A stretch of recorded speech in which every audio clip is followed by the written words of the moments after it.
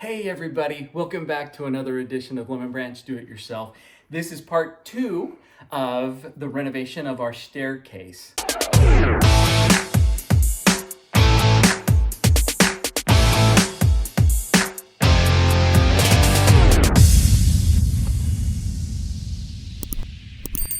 going to move inside now and start working on the actual staircase itself. We got to prep this in order to start putting everything together. First thing I'm going to do is I'm going to remove the handrail.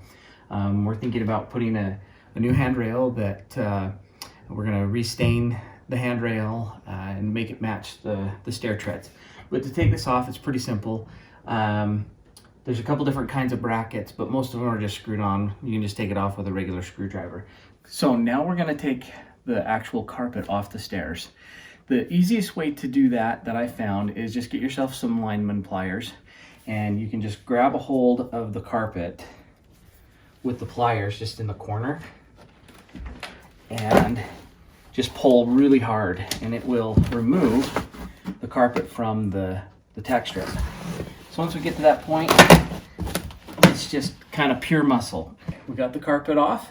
Now we got to deal with this old nasty pad. So the pad has also just been stapled down, but this part just comes off. You just can rip that off, but that'll expose all these little staples.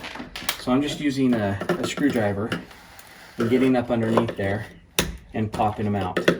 Now we still have to remove this tack strip too, because the new tread is going to get glued down on top of the existing tread. So we've got to remove this tack strip. So we'll just use a screwdriver to get underneath and pop it out. That will clean up the stair pretty quick and get it all exposed for the next step. So we've kind of skipped ahead a little bit, and as you can see, I got started on the side rails. We wanted to put some of this trim along the sides, and so you can see that we're just putting some of this baseboards up here. We also wanted a nice thick baseboard down here. One of the problems and challenges that we've had is just kind of how this old house was built. Of course, everything is a custom cut. Nothing is square, nothing is the same. And so what is the easiest and best for our situation, we took the baseboards and we just laid them on top of the stairs. Now what we have to do is, you'll see there's a triangle below each of these stairs that have to be filled in.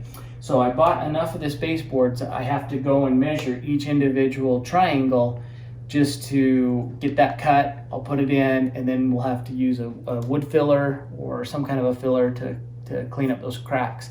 So that's kind of the progress that we're at right now. So I'm just in the process of cutting all those triangles, and we'll just keep you updated.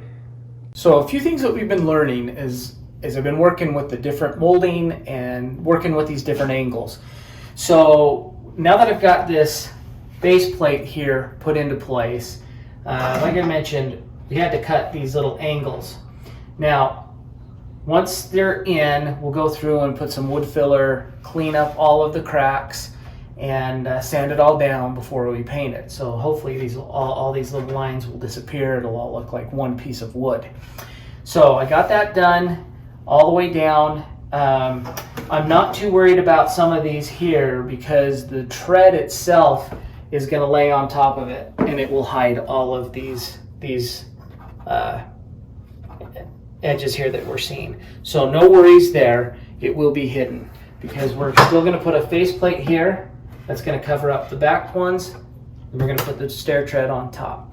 Now, I've been using a protractor because as we're working with this molding, we need to get some angles like what you see here. The easiest way to do that is I've got a level and I've got my protractor. So to get the angle, I've pre-marked exactly where I want these to go. We're spacing them every 3 feet, and it turns out really nice with the amount of stairway that we have. So what I'm going to do to find the exact angle, I'm using my level, and then getting that completely level, then I can use my protractor and get this angle here. Once I get this level, just like that. Then I can open the protractor up, and that gives me the exact angle that I need for this slope. Now what I can do is transfer that over to the molding. If this was the bottom of the molding, I can just hold it like that, run the line, and that would give me the exact angle that I need. So this is coming in really handy, helping me get this, and then I can reverse it up here and bring this down to meet the level wherever that is, and then I would have the angle of the top plate. So that's what we're doing all the way down. Once we get it into place, I have been using a brad gun and just tacking them into place. These are really, really handy. They're pretty inexpensive. If you have a Harbor Freight near you, these are very inexpensive at Harbor Freight. They run specials on them. I think this one cost me 16 bucks. So super inexpensive. You do have to have it hooked to an air compressor. You can look for a good deal on that as well. They run specials on those all the time as well. But once you hook that together, you can just throw the brads in, and that's what we're doing to hold up the molding. Okay, so now we've got all the trim pieces in, all the triangle pieces in. Everything is getting ready for paint now. We've got the face boards in, and now we just need to caulk a little bit so that we can fill in these gaps and get ready for the paint. So I'm just using some Quick Seal Ultra. It's just a gloss white. It's a paintable caulk that's really easy to use. Now, one of the tricks that I have, or that I like to use, is I just take a baby wipe. This is just a basic baby wipe, and it's wet, but I hold it into my hand while I go to do this, and I'll show you why I do this. Just stick it into a caulk gun, and then I'm just gonna go up next to it. I like to turn it upside down because I feel like I can see it a little bit better, and I can control as I'm pulling on the caulk. So I'm gonna start a bead right here, and I'll just start at the bottom and just work my way up, just like that. And then here's where the baby wipe comes in handy. You take the baby wipe, start at the bottom, right to the top, just like that. You are done. Now we'll go on to the next one.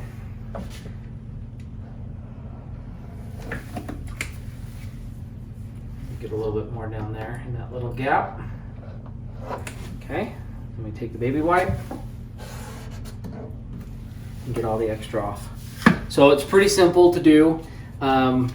Once we get this all done, let it dry. I have taken some putty. It's kind of hard to see, I'm sure, on the video, but I have actually filled in all of these gaps with a white putty, and then I've started sanding it down. Once we start to paint it, hopefully some of this will be hidden. It's just the same exact color as that line right now. So we'll just keep going on. Okay, so you can see I got the trim all pretty close to being ready for paint. You can see there's a little bit of a gap here. I'm gonna just continue to fill it in with some wood filler. I'll give it a good sanding, and then all of this trim will be ready for the paint. Now there's two ways that we can do the paint.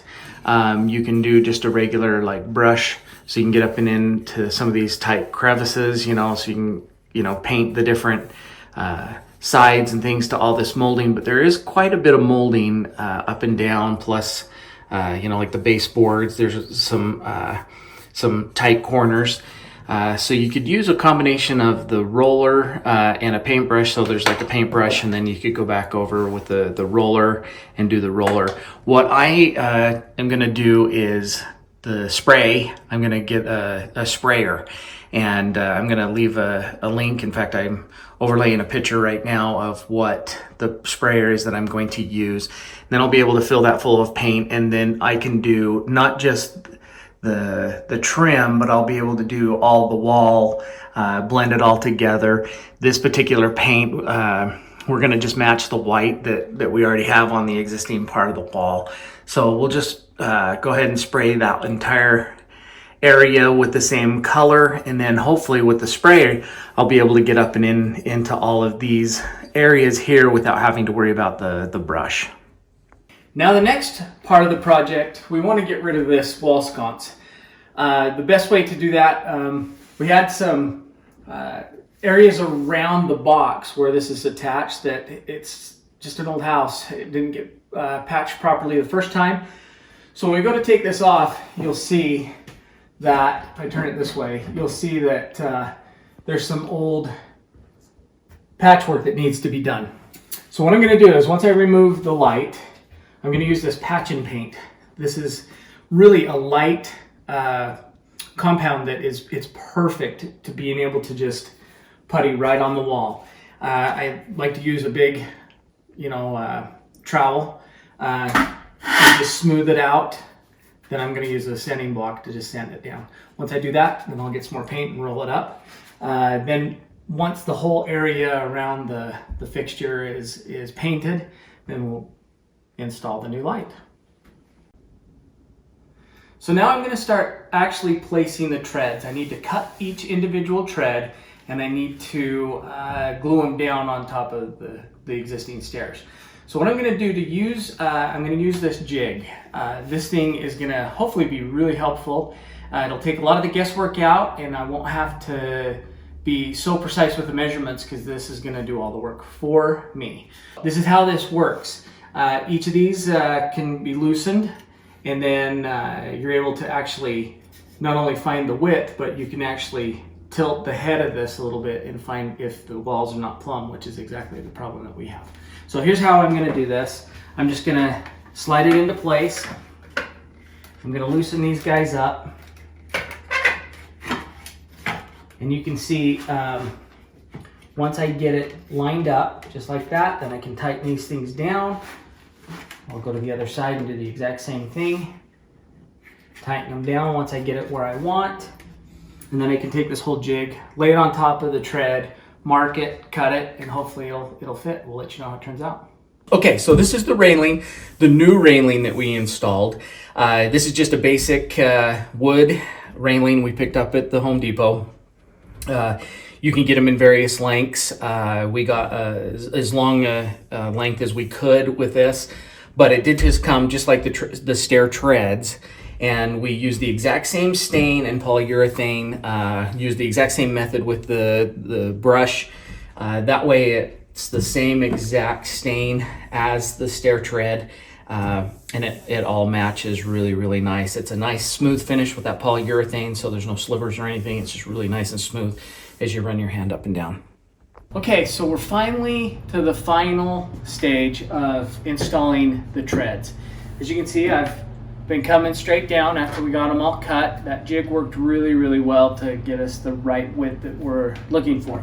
So now all I'm going to do is I'm just going to use some construction adhesive. I actually really like this Gorilla heavy duty glue. We've used it in other parts of our house for some bamboo flooring, and it works really, really well. So I'm just using this same glue, just threw it in the caulk gun. I'm just going to put a bead of the glue right across the nose. And then I'm just gonna zigzag it back and forth.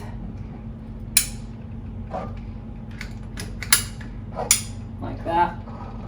Put a bead along the back. And then the combination of this, and I'm gonna use a pin nailer here in just a minute, and I'll show you what that is. But I'm gonna put this in. Now each one of these are nice and tight.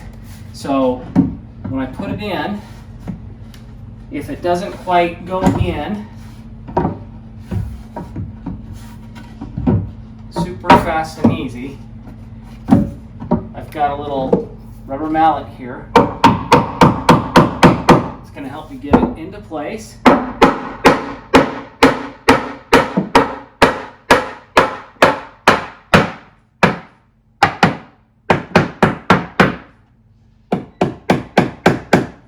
just like that, it's nice and tight.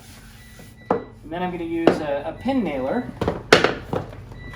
which is one of these little pneumatic pin nailers, and I'll just kind of tack it in all along the four corners. Okay, everything's in. It's looking really good. I'm just doing some touch up with the caulk, or just caulking the edges. So I'm just using just a quick seal, just a gloss white, and I'm going to go right up alongside some of the edges here just to fill in some of the extra little gaps that I couldn't get. So I mentioned this a little earlier, how I like to do the caulk. So I just cut a small diagonal on the end of the caulk, and then I come up into the area that needs to be done, and I just start squeezing it out. And I'm not too worried about how even it is, because I'm going to come back through in just a second with one of my tricks is a baby wipe. So I just kind of, because it's wet, and just grab it here on the edge, just kind of work my way out, and do the same thing again, and that leaves a really nice finish, just like that.